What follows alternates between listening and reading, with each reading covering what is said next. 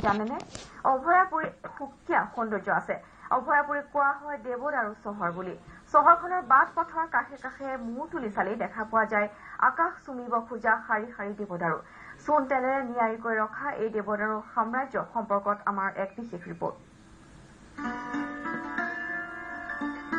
অভয়াপুৰী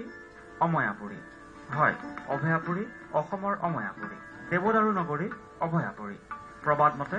ৰাণী অভয়াশ্বৰীৰ নামেৰে এই ৰাজধানী ঠাইখনৰ নাম অভয়াপুৰী কৰা হৈছিল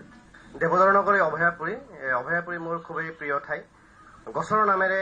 নামকৰণ হোৱা এই দেৱদাৰু নগৰী যদিও ইয়াৰ নাম অভয়া দেৱী বা ৰাণী অভয়াশ্বৰীৰ নামেৰে অভয়াপুৰী হৈছে বিজনী ৰাজ ষ্টেৰৰ ৰজাই এইখন চহৰ স্থাপন কৰিছিল আৰু তেতিয়াৰ পৰা আমি চহৰখন দেখিছো যথেষ্ট প্লেন এখন চহৰ আৰু যথেষ্ট চাফ চিকুণ এই চহৰখনৰ অনেক সৌন্দৰ্য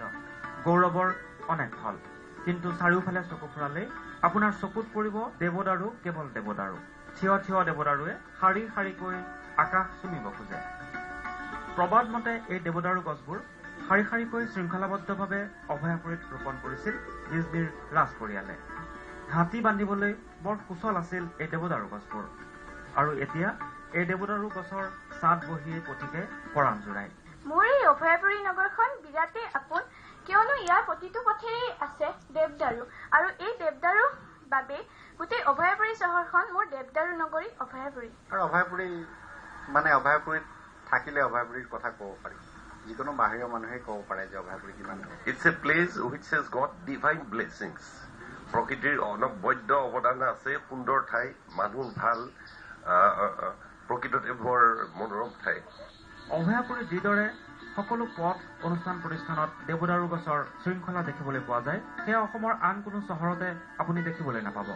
অভয়াপুৰী চহৰৰ পশ্চিম অংশত চৰকাৰী পথৰ লগত সংলগ্ন বুৰঞ্জী প্ৰসিদ্ধ ৰাম ৰজাৰ গড়তো দেৱদাৰুৰে ৰাজত্ব সাংস্কৃতিক দিশতো যথেষ্ট আগবঢ়া এই অভয়াপুৰীৰ এই সৌন্দৰ্যই যুগে যুগে দেশ বিদেশৰ পৰ্যটকক এই সৰু চহৰখনলৈ আকৰ্ষণ কৰি আনিছে বাট পথ বহল নলা নৰ্দমা বিজ্ঞানসন্মত এই অভয়াপুৰী আজি অসমৰ বহু চহৰৰ বাবে এখন আদৰ্শৰ চহৰ অময়াপুৰী দেৱদাৰু গছক কেন্দ্ৰ কৰি এই চহৰখনৰ নাম হৈছে অভয়াপুৰী সেউজীয়া অভয়াপুৰী বান্দৰ জাতি নিবনুৱা সমস্যা সমাধানৰ